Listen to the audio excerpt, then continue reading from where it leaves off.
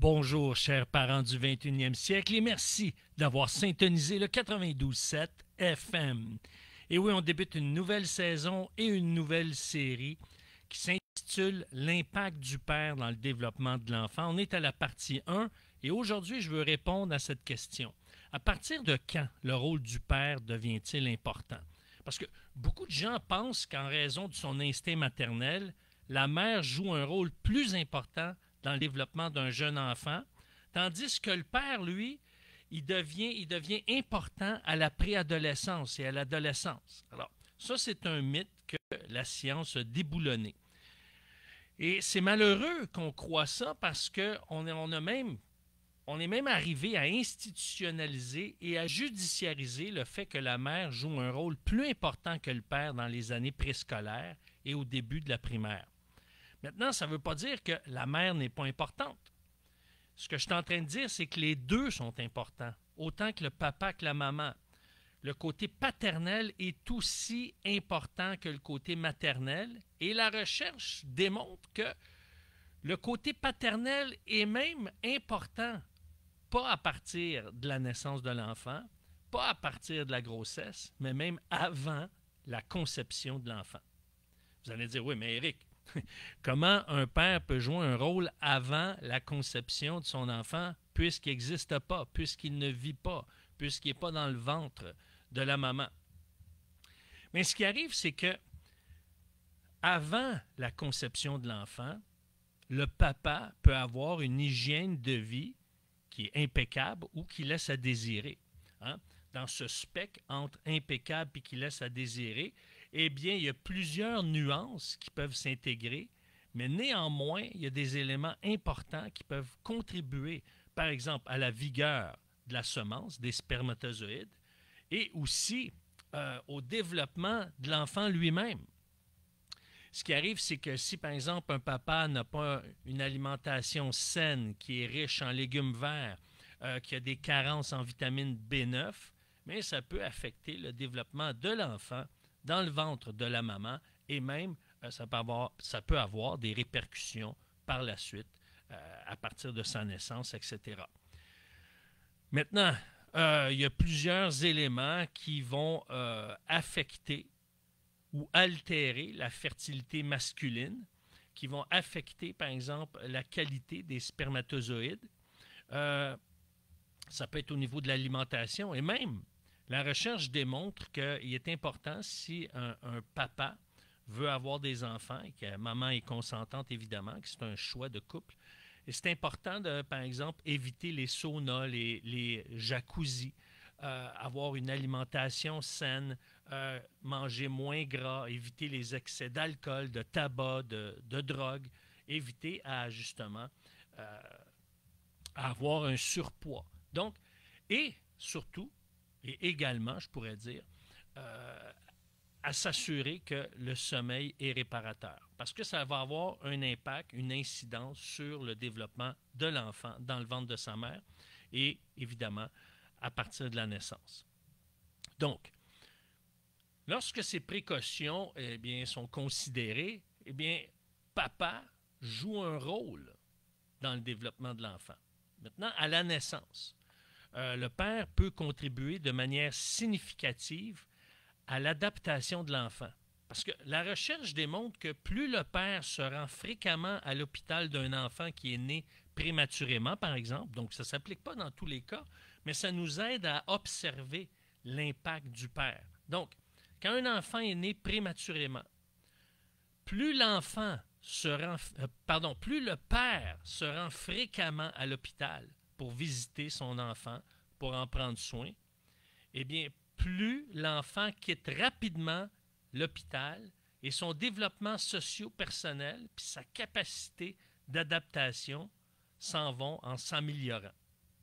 Donc, voyez-vous que même chez un bébé prématuré, l'impact du père eh bien, joue un rôle primordial. C'est ce que la recherche a pu observer.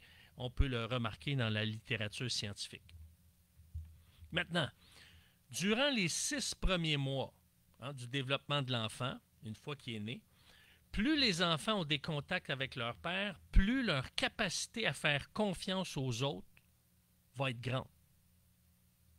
Et même, la recherche va plus loin. Elle va dire que plus un garçon a d'interaction avec son père avant l'âge de 6 mois, plus ses compétences mentales sont élevées.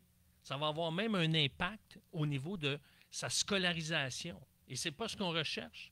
Hein? Moi, je fais un lien entre le décrochage scolaire des garçons et l'absence du père. Parce qu'à la première année du primaire, on a remarqué que les garçons et les filles élevés dans les familles où le père était présent, particulièrement dans les 6 premiers mois de leur vie, eh bien, ces garçons et ces filles-là avaient un rendement académique supérieur à ceux et celles qui avaient un père absent. Donc, voyez-vous, la présence du père, la participation du père joue un rôle important. Parce que lorsque le père a des contacts positifs avec ses enfants au cours des 2 premières années de leur développement, les enfants ont moins de comportements incontrôlés et indésirables. Encore une fois, ça pourrait aider nos enseignants qui ont de plus en plus de difficultés avec la composition de la classe. Ça a été une revendication ici au Québec, par exemple.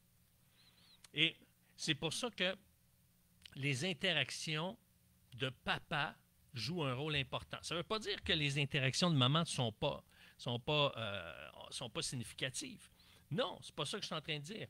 C'est que les interactions de maman sont aussi significatives que les interactions de papa. L'enfant a besoin des deux. Parce qu'entre 18 et 24 mois, on remarque que papa va jouer plus brusquement que maman. OK? Bon, ça ne veut pas dire... Il ne faut pas qu'il soit violent, c'est pas ça que je dis, mais des fois, c'est des bousculades, du tiraillage, hein, du chatouillage. Et des fois, c'est comme, oh, l'enfant est sur le côté du divan, puis là, il risque de tomber, mais il le retient. Maman est inquiète. Ah, qu'est-ce qui va se passer? Est-ce qu'il va se cogner la tête, etc. Mais ces jeux qui sont un peu plus brusques, hein, ces jeux physiques, ces contacts physiques qui sont un peu plus brusques, évidemment, dans une atmosphère chaleureuse, dans une atmosphère conviviale, dans une atmosphère justement qui est là pour démontrer l'affection de papa, eh bien, ces jeux brusques qui sont affectueux aident l'enfant à régulariser son agressivité. Et ça, c'est prouvé, ça. Donc, particulièrement entre 18 et 24 mois, quand papa va jouer brusquement, de manière affective, évidemment, ça va aider à régulariser l'agressivité des tout-petits, des deux sexes, autant des garçons que des filles.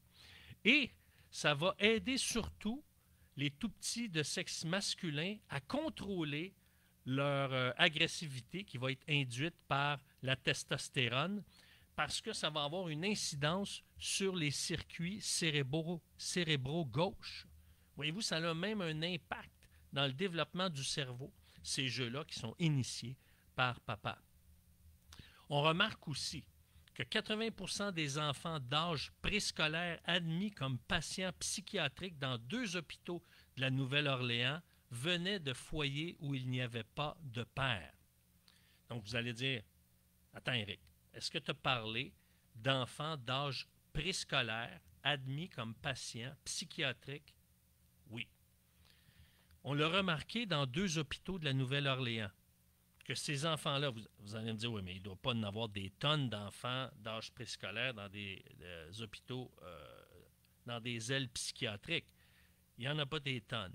Mais parmi ce petit groupe-là, qu'on a répertorié dans 2 hôpitaux, 80% de ce petit groupe provenait de familles où est-ce que le papa était absent. C'est quand même énorme. Alors, on aurait pu, entre guillemets, régulariser la situation si papa était présent, du moins en grande partie.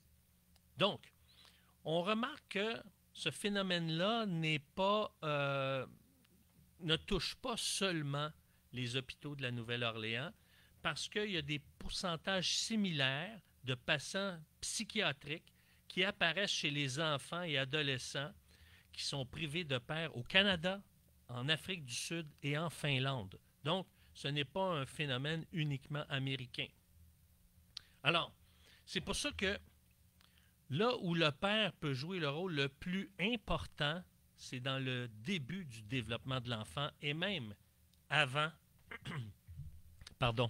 et même avant sa conception. Et ce qui est intéressant, avant que je conclue, c'est que les enfants qui vivent les contre-coups du divorce, eh bien, du divorce de leurs parents, qui ont connu une garde partagée, ce qu'on appelle 50-50, s'en sortent mieux que les autres. Donc, voyez-vous, quand il y a une garde partagée où est-ce que papa et maman sont impliqués à proportion égale, eh bien, c'est déjà plus positif parce que les enfants passent mieux au travers les défis qui sont reliés à cette séparation-là. En résumé, la recherche démontre que la présence et la participation du père jouent un rôle dans le développement bien avant la conception de l'enfant et ça demeure tout aussi pertinent, particulièrement entre 0 et 6 ans. Donc, avant la naissance, l'hygiène de vie du père influe sur la santé du fœtus et sur son développement physique.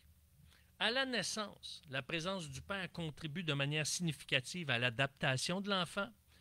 Dans les 6 premiers mois, eh bien, la présence du père développe davantage d'assurance chez l'enfant. Dans les 2 premières années, la présence et la participation du père favorisent des comportements positifs. Entre 18 et 24 mois, papa aide l'enfant à régulariser l'agressivité de ses enfants, de son garçon, de sa fille. Et de 0 à 4 ans, eh bien, la présence et la participation de papa augmentent la santé psychologique des enfants. Et ce qui fait que, au bout de la ligne, une fois que l'enfant va avoir 6 ans, qui va être en première année, eh bien, on constate, dans bien des cas, dans une grande proportion des cas, un meilleur quotient intellectuel.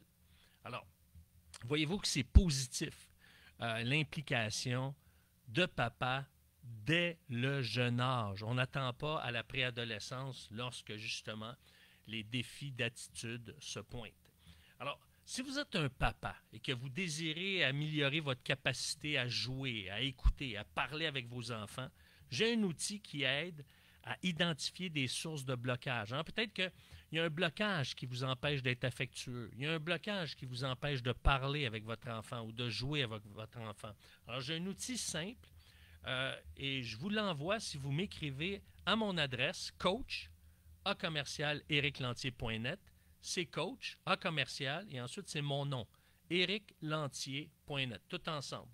Donc, si vous m'écrivez à coach@ericlantier.net, je vous envoie gratuitement ce document-là. Et si vous avez des questions, ça va me faire plaisir d'y répondre et de vous accompagner avec cet outil qui est simple, mais qui est efficace, qui est éclairant. Et si vous voulez soutenir cette émission pour que ce contenu puisse être diffusé encore et encore sur les ondes du 92.7 FM, eh bien, je vous invite à m'écrire à la même adresse, c'est coach@ericlantier.net. Sur ce, eh bien, je vous dis bonne semaine et à mercredi prochain. Au revoir!